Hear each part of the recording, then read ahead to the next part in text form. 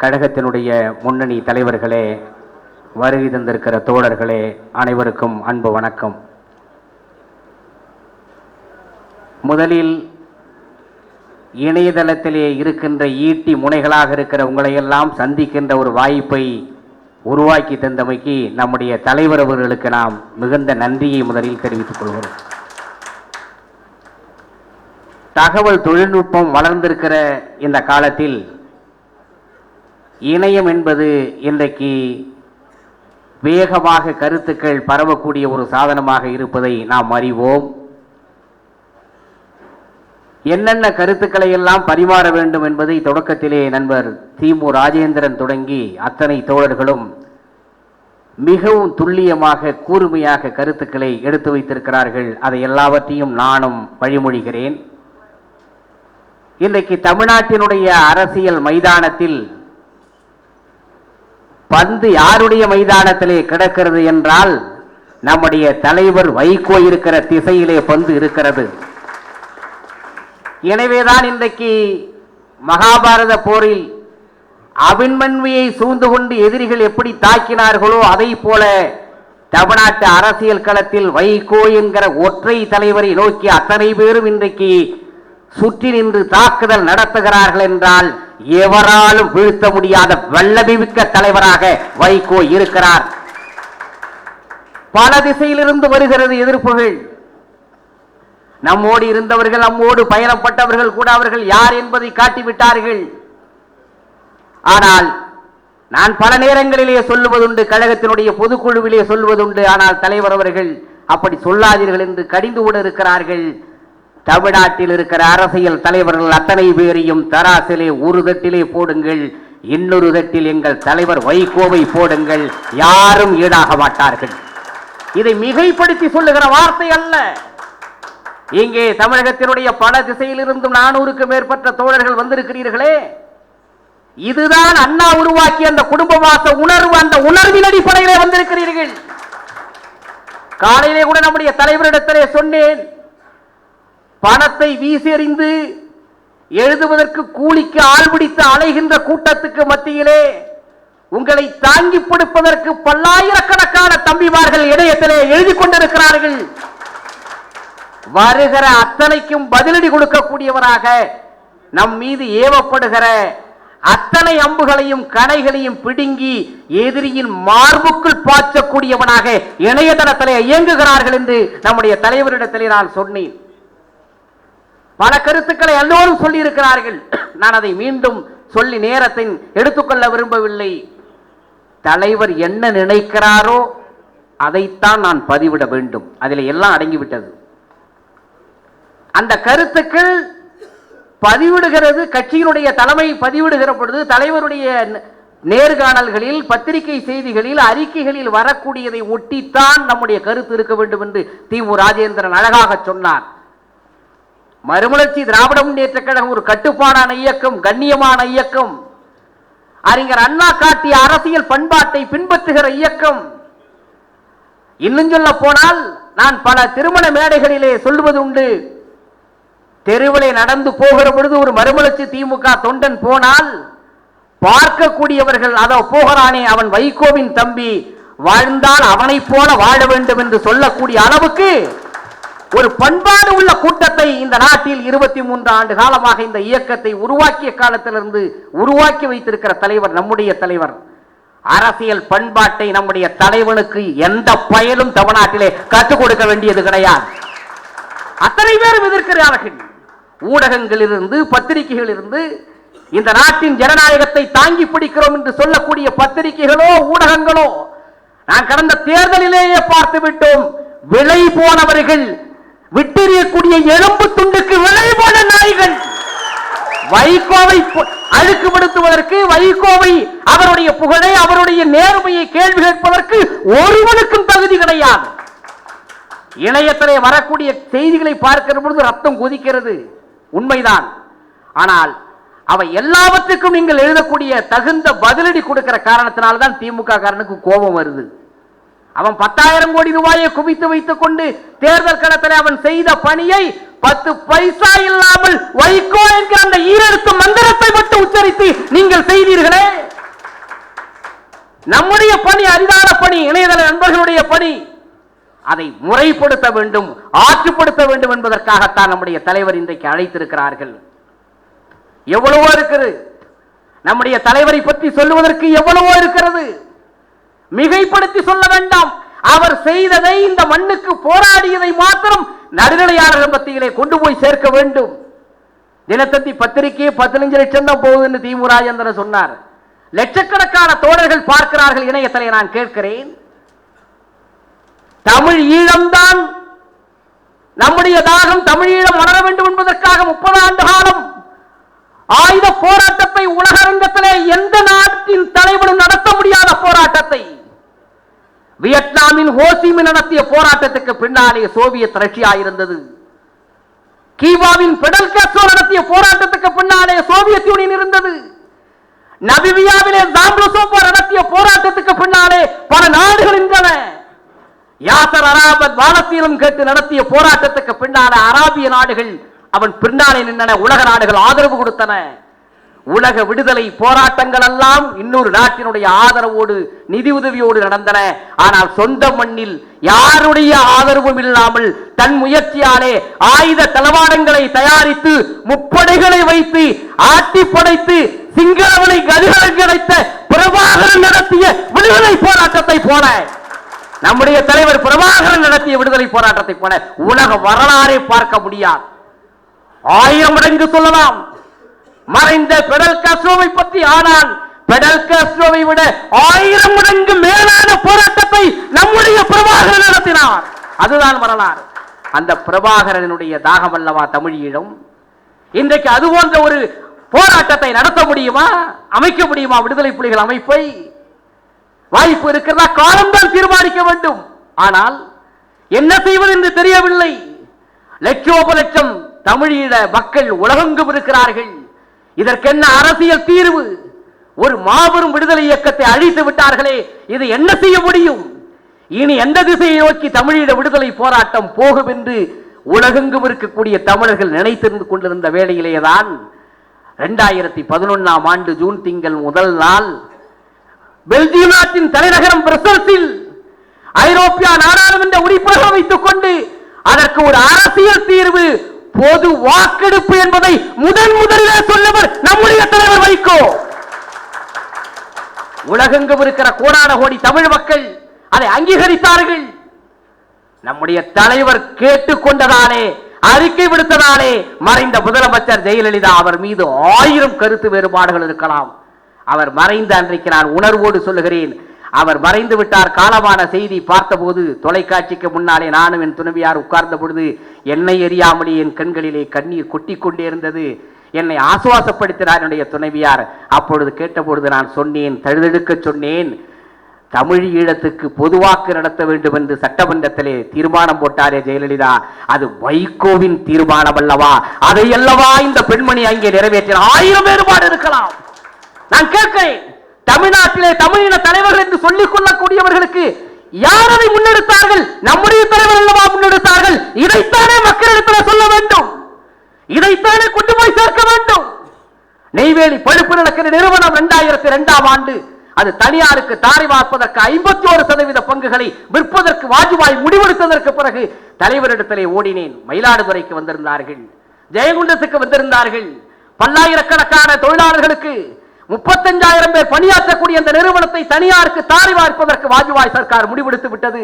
51% பங்குகள் விற்க முடிவெடுத்து விட்டார்கள். தடுத்து நிறுத்த வேண்டும் என்று சொன்ன பொழுது அன்றைக்கு முதலமைச்சராக இருந்தவர் ஜெயலலிதா, திமுக அங்கே சங்க நடத்தி பிழைப்பு நடத்துகிறது, யாரும் குரல் கொடுக்கவில்லை. பாட்டாளி மக்கள் கட்சி ஆட்சி பொறுப்பில் இருந்தது, மத்தியிலே குரல் கொடுக்கவில்லை. ஆனால் நான் பேசுகிறேன் என்று சொல்லி நாடாளுமன்றத்தில் 2002 மார்ச் திங்கள் 19ஆம் நாள் சிறப்பு கவன ஈர்ப்பு தீர்மானத்தை கொண்டு வந்தார்கள். அந்த கவன ஈர்ப்பு தீர்மானத்தை கொண்டு வருவதற்கு முன்பு குஜராத் கலவரத்தாலே ஒரு வாரம் சபை ஒத்திவைக்கப்பட்டு தீர்மானத்தை நிறைவேற்ற முடியாத ஒரு நிலைமை இருந்தது. ஆனால் தினந்தோறும் காலை 7 மணிக்கு போய் ஒரு எம்பியாக ஒரு கவன ஈர்ப்பு தீர்மானத்தை கொண்டு வர வேண்டும் என்றால் யார் முதலிலே போய் தாக்கீது கொடுக்கிறார்களோ அவரைத்தான் அழைத்து பேச வைப்பார்கள். ஒரு வாரம் அன்றைக்கு தொடர்ந்து காலை நான் இங்கிருந்து தொலைபேசியில கேட்டுக்கொண்டே இருக்கிறேன். டாக்டர் கிருஷ்ணன் அவர்களை அனுப்பி காலையில் 7 மணிக்கு அந்த தீர்மானத்தை கொண்டு வர வேண்டும் என்பதற்காக தொடர்ந்து முயற்சி எடுத்து அதற்கு முன்னால் தான் கொண்டு வருகிற அந்த தீர்மானத்தை ஆதரித்து பேச வேண்டும் என்பதற்காக 23 கட்சி தலைவர்களின் போய் நேரில் சந்தித்து முன்னாள் பிரதமர் மறைந்த சமாஜ்வாதி கட்சியினுடைய தலைவர் சந்திரசேகர் உள்ளிட்ட எல்லா தலைவர்களையும் போய் நேரிலே சந்தித்து 2002 மார்ச் 19 நண்பகல் வேளையிலே அந்த தீர்மானத்தை முதலிலே கவனஈர்ப்பு தீர்மானம் நெய்வேலி நிலக்கரி நிறுவனத்தை தனியார் மயமாக்கக்கூடாது என்கிற தீர்மானத்தை கொண்டு வந்த பொழுது வைகோ வைத்த கோரிக்கை அத்தனை தலைவர்களும் ஆதரித்து பேசினார்கள் என்று வரலாற்றிலே பதிவு செய்துவிட்டு மறுநாள் வாஜ்பாய் அவர்களை நேரிலே போய் சந்தித்து தனியாருக்கு கொடுக்கக்கூடாது 51% பங்குகளை விற்பனை செய்யக்கூடாது என்று சொல்லி அதை அறிவிக்கப்பட்டு மட்டுமல்ல மத்திய அமைச்சரவை எடுத்த கொள்கை முடிவை மாற்றி காட்டி வைகோ என்கிற தனி மனிதர் சாதனை செய்தார். இன்றைக்கு நெய்வேலி பழுப்பு நிலக்கரி நிறுவனம் இன்றைக்கு இயங்குகிறது பொதுத்துறை நிறுவனமாக என்று சொன்னால் முதலமைச்சராக இருந்தவர்கள் கவலைப்படவில்லை. நம்முடைய தலைவர் வைகோ அவர்கள் சாதனை செய்து கொடுத்தார் என்று சொன்னால் இது தமிழ்நாட்டில் வேற எந்த அரசியல் தலைவராலும் பேரம் பேசுவான். மற்ற எந்த தலைவரிடத்தில் போனாலும் சரி என்னை மன்னிக்க வேண்டும் தலைவர் வைகோ அவர்கள் பேரம் பேசி தனக்கு தன் கட்சிக்கு கோடிக்கணக்கில் பணம் சேர்க்க பல பயல் அறிந்து கொண்டிருப்பானே தவிர பொதுமக்களுக்காக பொதுத்துறையை விற்பதற்கு அவர்கள் துணை போயிருப்பார்களே தவிர காப்பாற்ற முயற்சி எடுக்க மாட்டார்கள். நம்முடைய தலைவர் செய்தார். அவர் நீதிமன்றத்தில் போய் நிற்கிறாரே மீத்தேன் பிரச்சனைக்கு அங்கே நான் கேட்கிறேன் மக்களிடத்தில் எழுப்பு அந்த எழுச்சியை ஊட்டுவதற்கு விவசாயிகளை திரட்டி அவர் பிரச்சாரம் போனார். நம்முடைய தஞ்சை காவிரி டெல்டா பகுதியில் அந்த மக்களிடத்தில் அந்த பிரச்சனையினுடைய தன்மை எடுத்து சொன்னார். மீத்தேன் வந்தால் எப்படி காவிரி டெல்டாவில் லட்சக்கணக்கான ஏக்கர் அழிந்துவிடும் என்பதை பிரச்சாரம் மேற்கொண்டு பேசிக்கொண்டே இருக்கிறார். பிரச்சாரத்தினுடைய முறுதி கட்டம் வருகிறதற்குள்ளாக கிரேட் ஈஸ்டர்ன் எனர்ஜி கார்பரேஷன் அலுவலகத்தை பூட்டிவிட்டு வெளியே ஓடினான் என்றால் வைகோவின் வல்லமை என்ன என்று தெரிந்தது. யார் செய்வா? கட்சி கொடி கட்ட நான் ஒரு நாள் கூட போனேன். கட்சி கொடி கட்டவில்லை. எல்லா தலைவர்களையும் வருகிற பொழுதெல்லாம் கட்சி எவ்வளவு பந்தாவாக வருகிறார்கள். ஆனால் நம்முடைய தலைவர் எளிமையாக கட்சி கொடி கட்டாமல் ஒவ்வொரு கிராமமாக போன பொழுது எல்லோரும் வந்து வரவேற்பு கொடுத்தார்கள். ஷெல்கேஸ் இன்றைக்கு அது செல் எரிவாயு எடுப்பதற்கான அந்த திட்டம் இன்றைக்கும் அது உயிரோடு இருக்கிறது. தர்மேந்திர பிரதான் சொல்கிறார் மத்திய அமைச்சர். ஆனால் நம்முடைய தலைவர் இதற்காகவும் இன்றைக்கு பசுமை தீர்மானத்திலே வாதாடி கொண்டிருக்கிறார். எந்த தலைவர் நீதிமன்றத்தில் போய் நிற்கிறார்கள் தமிழ்நாட்டின் உரிமைக்காக? தமிழ்நாட்டில் சொல்லுங்க பார்ப்போம். எந்த தலைவன் போய் நிற்கிறான்? நம் தலைவர் வைகோ தான் தமிழ்நாட்டுக்காக நீதிமன்றத்தின் நெறிய படுக்கட்டிகளில் ஏறி இறங்கிக் கொண்டிருக்கிற ஒரே தலைவர் வைகோ தான். 1500 கோடி ரூபாய் நீட்டிலோ திட்டம் தேனியில் அது மிகப்பெரிய பாதிப்பை ஏற்படுத்தும் என்று அவர் உயர்நீதிமன்றத்திலே மதுரை உயர்நீதிமன்றத்திலே வழக்கு தொடுத்து நிறுத்தப்பட்டிருக்கிறதே. தன்னந்தனியனாக அந்த வழக்காடி இன்றைக்கும் அதிலே வெற்றி பெற்றிருக்கிறார். வேறு எந்த தலைவர் போய் நிற்கிறார்கள்? ஸ்டெர்லைட் ஆலை தூத்துக்குடி அழித்துக் கொண்டிருக்கிற அந்த ஸ்டெர்லைட் ஆலை போராட்டத்தை 18 ஆண்டு காலம் தொடர்ந்து நடத்துகிறார் நம்முடைய தலைவர். அந்த பிரச்சனைக்காக அந்த வழக்குக்காக இந்த சென்னை உயர்நீதிமன்றத்திலே மன்மோகன் சிங் லிபரான் என்கிற நீதிபதிக்கு முன்னாலே வாதாடுகிற பொழுதுதான் அந்த மன்மோகன் சிங் லிபரான் சொன்னார், உங்கள் நேரம் என்பது மிக அரிதான நேரம். நீங்கள் வழக்கு மன்றத்திற்கு வந்திருக்கிறீர்கள். நெருப்பை போல நீங்கள் நேர்மையான மனிதர் என்பதை இந்த நாடு அறியும் என்று ஒரு நீதிபதி சொன்னார். உச்ச நீதிமன்றம் வருகிற போராடினார் நம்முடைய தலைவர் வைகோ. 3 தமிழர்கள் உயிரை காப்பாற்றி இருக்கிறாரே. நான் கேட்கிறேன், தமிழகத்துக்கு தலைவர்கள் என்று சொல்லுகிறார்களே 3 தமிழர்கள் ராஜீவ்காந்தி படுகொலை வழக்கில் அந்த 3 பேரும் தூக்குப்பாடையிலே கொண்டு போய் நிறுத்தப்பட்டு நாள் குறிக்கப்பட்டதற்கு பிறகு ஜெத்மலானி அழைத்து வந்து வழக்காடி அந்த 3 பேர் தூக்கு தண்டனை ரத்து செய்யப்பட்டு வரலாற்றில் யாரும் செய்ய முடியாத சாதனையை தமிழீழ வரலாற்றில் நம் தலைவர் வைகோ செய்தார். மறந்துவிடக்கூடாது. அந்த ஜெத்மலானி தலைவருக்கு நண்பர். இங்கே இருக்கக்கூடிய திமுக அந்த ஜெத்மலானியை எதற்கு அழைத்தது தெரியுமா? கனிமொழியினுடைய வழக்குக்காக ஆஜராவதற்கு ஜெத்மலானியை அழைத்து போனார்கள். மறைந்த முதலமைச்சர் ஜெயலலிதா அவருடைய சொத்து குவிப்பு வழக்குக்காக ஜெத்மலானியை அழைத்துக் கொண்டு வந்து நீதிமன்றத்தில் நிறுத்தினார். ஆனால் தமிழனுக்காக அந்த ஜெத்மலானியை கொண்டு வந்து நிறுத்திய தலைவர் நம்முடைய தலைவர் வைகோ. இது சாதனை அல்லவா? 3 பேர் உயிரை பறித்தது அதிமுக. இலக்கியம்பட்டியில் 3 கல்லூரி மாணவிகள், வேளாண்மை கல்லூரி மாணவிகள் 3 பேர் உயிரை மதுரையிலே தினகரனுடைய ஊழியர்கள் 3 பேர் உயிரை பறித்தது, உயிரோடு எரித்தது திமுக. ஆனால் 3 தமிழர் உயிரை காப்பாற்றியது மதிமுக என்கிற வரலாறு நமக்கு தானே உண்டு, நம் தலைவருக்கு தானே உண்டு. அடுக்கடுக்கான சாதனைகளை செய்திருக்கிறார். ஆனால் நமக்கு எதிரிகளாக தென்படுகிற அத்தனை பேரும் எதிரிகளாக இருக்கிற காரணத்தினாலே, ஆனால் தந்தை பெரியார் தான் சொல்வார்கள், நாங்கள் பாசாணத்திலே புழுத்த புழு, அவ்வளவு எளிதிலே எங்களை விஷமித்துக் கொள்ள முடியாது என்று. மறுமலர்ச்சி திமுக பாசாணத்தில் புழுத்த புழு.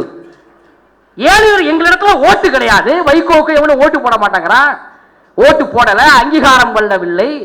ஆனால் ஏனடா வைகோவை பார்த்து இப்படி பயந்து நடுங்குகிறீர்கள்? ஏன் பயப்படுகிறீர்கள்? என்ன காரணம்? என் தலைவனிடத்திலே நேர்மை இருக்கிறது, சத்தியம் இருக்கிறது, கொள்கை உறுதி இருக்கிறது.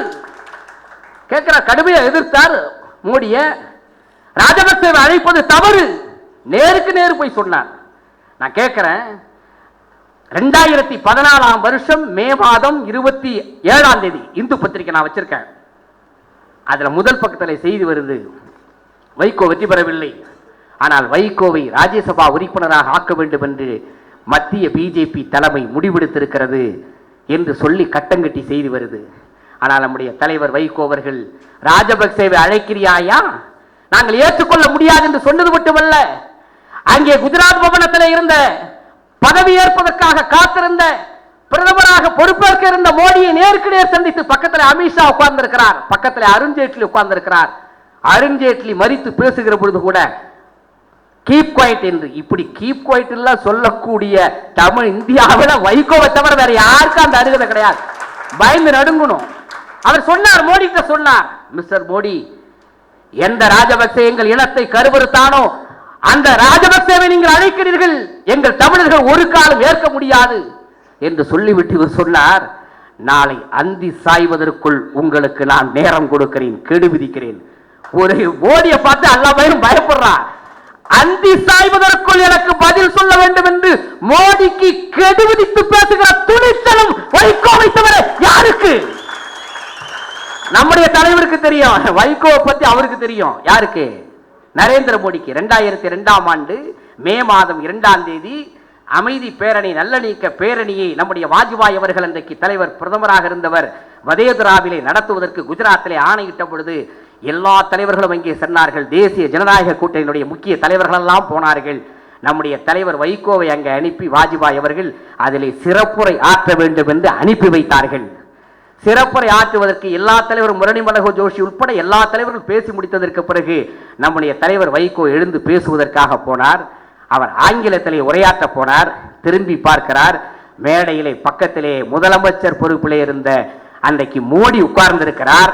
யார் மொழிபெயர்ப்பது என்று சொல்லுகிற பொழுது, அன்றைக்கு கல்வி அமைச்சராக இருந்த முரளி மனோகர் ஜோஷி நான் இந்தி மொழியிலே மொழிபெயர்க்கிறேன் என்று சொன்ன பொழுது பட்டென்று எழுந்த குஜராத் முதலமைச்சர் நரேந்திர மோடி, இல்லை இல்லை, வைகோவின் பேச்சை நான் குஜராத்திலே மொழிபெயர்க்கிறேன் என்று சொல்லி வைகோவினுடைய பேச்சை மொழிபெயர்த்தவர் இந்த நாட்டின் பிரதமர் மோடி. மறந்துவிடக்கூடாது. யாருக்கு வேணாலும் இன்னைக்கு கேட்கலாம், என்ன உடனே போறாரு, யாரோ சொன்னாங்களாம் புதிய புதிய தலைவர்கள், வைகோவுக்கு பக்கத்துல நின்னாதான் பூஜ்ஜியத்துக்கு எல்லாம் மதிப்பு. யாரா இருந்தாலும் சரி, வைகோ தான் நம்பர் 1. நம்பர் 1க்கு பக்கத்துல நீ எத்தனை பூஜை போட்டாலும் அதுக்குதான் மதிப்பை தவிர மோடியை போய் பார்த்துட்டான்னு இப்ப விமர்சனம் பண்ணியிருக்காங்க. மோடி இன்னைக்கு நேரத்தில் 15-20 வருஷத்துக்கு முன்னாடியே வைகோ யாருன்னு மோடிக்கு தெரியும். மோடிக்கு வைகோ யாருன்னு அவருக்கும் தெரியும். டிரான்ஸ்லேட் பண்ணார். இது முதலமைச்சருக்கு கிடைக்கக்கூடிய மரியாதை அல்லவா நான் கேட்கிறேன். எனக்கு நன்றாக ஞாபகம் இருக்கிறது, தலைவர் வைகோ அவர்கள் காலம் வேற கடந்துகிட்டே இருக்கு. 2004ஆம் ஆண்டு சிறையில் இருந்து வெளியே வருகிறார் நம்முடைய தலைவர். அங்கே ஐக்கிய முற்போக்கு கூட்டணி பதவி ஏற்கிறது, மன்மோகன் சிங் பிரதமராகிறார். 2005ஆம் ஆண்டு செப்டம்பர் திங்கள் 22ஆம் தேதி நம்முடைய தலைவர் இங்கே இருக்கிறார். ஒரு போன் வருது, அலறுகிறார்கள். அந்த போன் எங்கேருந்து வருகிறது என்று கேட்கிற பொழுது, அமெரிக்க கண்டத்தில் கரீபியன் கடலோரத்தில் இருக்கிற கிராண்ட் கேமன் தீவில் இருந்து ஒருவர் கதறி அழுது பேசிக் கொண்டிருக்கிறார். ஐயா, அவருடைய பெயரை சொல்லிவிட்டு, நான் இந்த கரீபியன் கடலோரத்தில் இருக்கிற இந்த கிராண்ட் கேமன் தீவில் இருந்து பேசுகிறேன். 4 நாட்களாக சுனாமி சூழ்ந்து விட்டது, இந்த பகுதியை மூழ்கிவிட்டது.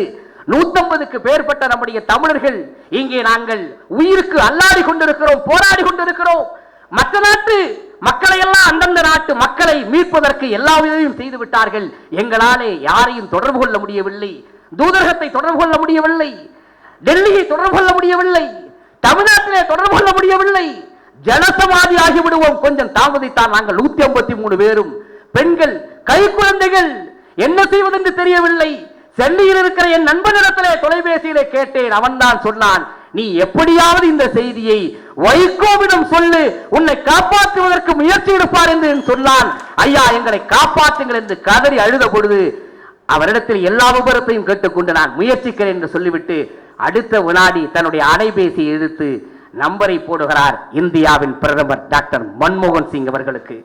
மன்மோகன் சிங் எங்கே இருக்கிறார்? வாஷிங்டனில். அன்றைக்கு புஷ் நிர்வாகம், புஷ் ஜனாதிபதியாக இருந்த பொழுது இந்திய அமெரிக்கா பாதுகாப்பு ஒப்பந்தம் நியூக்ளியர் டீல், அது குறித்த விவாதத்தில் பங்கெடுத்துக் கொண்டு ஒப்பந்தம் கையெழுத்தாவதற்காக அங்கே போயிருக்கிறார். நள்ளிரவு நேரம் அவர் தூக்கத்தில் இருக்கிறார். அவருடைய அலைபேசியிலே எடுத்து வைகோ பேசிய உடனே என்ன இந்த நேரத்தில் அழைக்கிறார் என்று சொல்லி உடனே என்ன என்று பதிலடித்துக் கொண்டு போய் மன்மோகன் சிங் கேட்கிறார். நம்முடைய தலைவர் வைகோ அவர்கள் சொன்னார்கள், காப்பாற்றுங்கள் எங்கள் தமிழர்களை, 153 பேர் உயிருக்கு போராடுகிறார்கள், அவர்கள் ஜனசமாதி ஆகிடுவார்கள், எப்படியாவது காப்பாற்ற வேண்டும் பிரதமர் அவர்கள் என்று சொன்ன பொழுது நான் ஏற்பாடு செய்கிறேன் என்று சொல்லிவிட்டு வைக்கிறார். அடுத்த 1 மணி நேரத்திலே அங்கே இருந்த அமெரிக்காவினுடைய இந்தியாவுக்கான தூதர் ரொனால்சன் நம்முடைய தலைவர் வைகோ அவர்களுக்கு அலைபேசியில் அழைத்து தகவல் சொல்கிறார். நீங்கள் பிரதமர் மன்மோகன் சிங் இடத்திலே வைத்த கோரிக்கையை வாஷிங்டனிலே அந்த நாட்டினுடைய அதிபர் கவனத்துக்கு கொண்டு போய்விட்டார், புஷ் கவனத்துக்கு கொண்டு போய்விட்டார். அமெரிக்க நாட்டினுடைய போர் விமானங்கள் அங்கே போய் இறங்கிவிட்டன, தமிழர்கள் பத்திரமாக மீட்கப்பட்டு விட்டார்கள் என்று நான் கேட்கிறேன். இது தமிழ்நாட்டில் முதலமைச்சராக இருப்பவராலே முடியுமா? ஒரு பிரதமரை போய் எழுப்ப முடியுமா? ஏன் ஒரு பிரதமரை அந்த நேரத்தில் எழுப்பி தமிழ் மக்களை காப்பாற்றுங்கள் என்று சொல்லக்கூடிய இடத்தில் நம்முடைய வைகோவை தவிர வேறு யார் இந்த தமிழ்நாட்டில் சொல்? ஒருத்தரும் கிடையாது. முதல்ல எடுப்பான என்ற பிரதமராவது போன நம்முடைய தலைவர் வைகோ அவர்கள் அலைபேசியிலே அழைத்த பொழுது நள்ளிரவிலே தூக்கத்தில் இருந்த மன்மோகன் சிங் எழுந்து உடனடி நடவடிக்கை எடுத்து ராணுவ விமானத்தை அனுப்பி 153 தமிழர்கள் பத்திரமாக மீட்கப்பட்டார்கள் என்று சொன்னால் நம்முடைய தலைவர் இந்த தமிழ் இனத்திற்காக ஆற்றிய தொண்டுக்கு இந்த நாடு அவருக்கு நன்றி செலுத்த வேண்டும். அப்படிப்பட்ட தலைவரை நாம் மக்களிடத்தில் கொண்டு போய் சேர்க்க வேண்டும். அந்த பணியை செய்வோம். தலைவரின் சாதனைகளை எடுத்துச் சொல்லுவோம், கட்சியினுடைய செய்திகளை எடுத்துச் சொல்லுவோம். ஒருவருக்கு ஒருவர் மோதக்கூடாது. இன்னும் நம்மை எதிர்த்து கருத்து தெரிவித்தார், இன்னார் இந்த கருத்து தெரிவித்தார் என்று அதை அப்படி எடுத்து போட்டு அதுக்கு கமெண்ட் அடிக்க கூடாது. அதுக்கு விளம்பரம், இலவச விளம்பரம் நம்ம கொடுத்த மாதிரி ஆயிடும், கொடுக்க கூடாது. அது அது தேவையே இல்லை. நம்மை சீண்டுவதற்காக போடுவார்கள், அதை லட்சியம் செய்யக்கூடாது. கருத்துக்களில் அநாகரிகமாக ஆபாசமாக இடம்பெறக்கூடாது. வைகோவினுடைய தம்பிமார்களிடத்திலே அந்த கருத்துக்களிலே பொருள் இருக்கும், புரிதல் இருக்கும், தக்க பதிலீடு இருக்கும், சிந்தனைகள் இருக்கும் என்பதை பதிவைக்கக்கூடியவர்களாக நம்முடைய கருத்துக்கள் அமைய வேண்டும். அதை நோக்கி நம்முடைய பயணத்தை நடத்த வேண்டும் என்று தெரிவித்துக் கொண்டு இங்கே ஆட்டோராஜ் பேசுகிற பொழுது என் கண்களிலே கண்ணீர் பனித்தது. கட்சி வளர்ச்சிக்காகவும் நாம் பணியாற்ற வேண்டும். நாம் இருக்கிற இடத்திலே இயக்கத்தை வளர்ப்பதற்கு 10 பேரை கட்சியில் சேர்ப்பதற்கு பணியாற்ற வேண்டும். அடுத்த இணையதள கூட்டத்தை நடத்துகிற பொழுது 5 ஆண்டு சந்தா சங்குலிக்கு ஒரு 1000 சந்தாவை இணையதள நண்பர்கள் நம் தலைவரிடத்தில் ஒப்படைக்க வேண்டும். கட்சியினுடைய போர்வால் இன்னைக்கு திராவிட இயக்கம் 300 பத்திரிகைகள் இருந்தது.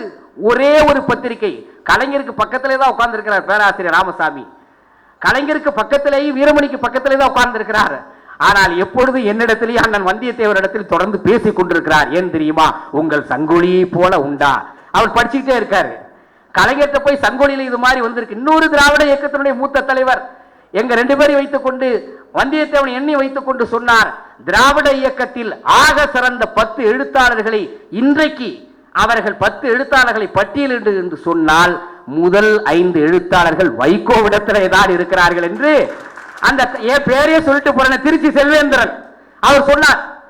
ஏன் என்று சொன்ன அந்த அளவுக்கு நம்முடைய திராவிட இயக்கத்தினுடைய பத்திரிகையா இருக்கிற சங்கொலியை அடுத்த இணையதள கூட்டத்தில் இங்க இருக்கிற நண்பர்கள் ஒரு 1000 சந்தா 5 ஆண்டு சந்தாவை தர வேண்டும் என்று கேட்டுக்கொண்டு தலைவர் என்ன வழி காட்டுகிறாரோ அந்த வழியிலே நாம் செல்வோம். தமிழ்நாட்டு அரசியலிலே பட்டம் பதவிகள் வேண்டாம் என்று துறந்துவிட்டு பட்டம் பதவிகளுக்காக அரசியல் நடத்தாமல் இந்த இனத்துக்காக நாட்டுக்காக வைகோ அரசியல் நடத்துகிறார் என்றால் மக்களிடத்திலே நம்மை தாழ்த்துவதற்கு நம்முடைய தலைவர்களுடைய பிம்பத்தை உடைப்பதற்கு பல பேர் முயற்சிக்கிறார்கள். அதை உடைக்க வேண்டும். மிகப்பெரிய மலையை ஒரு சிற்றுளிதான் உடைத்து தகர்க்கும் என்பதை மனதிலே வைத்துக் கொண்டு நாம் இணையதள சிற்றுளியாக இருந்து தலைவரை எதிர்க்கக்கூடிய எந்த மலையாக இருந்தாலும் அதை தவிடுபொடியாக உடைத்தெறிவதற்கு பணியாற்றுங்கள் என்று கேட்டு காலத்தின் அருமைப்பாடு கருதி முடிக்கிறேன். நன்றி, வணக்கம்.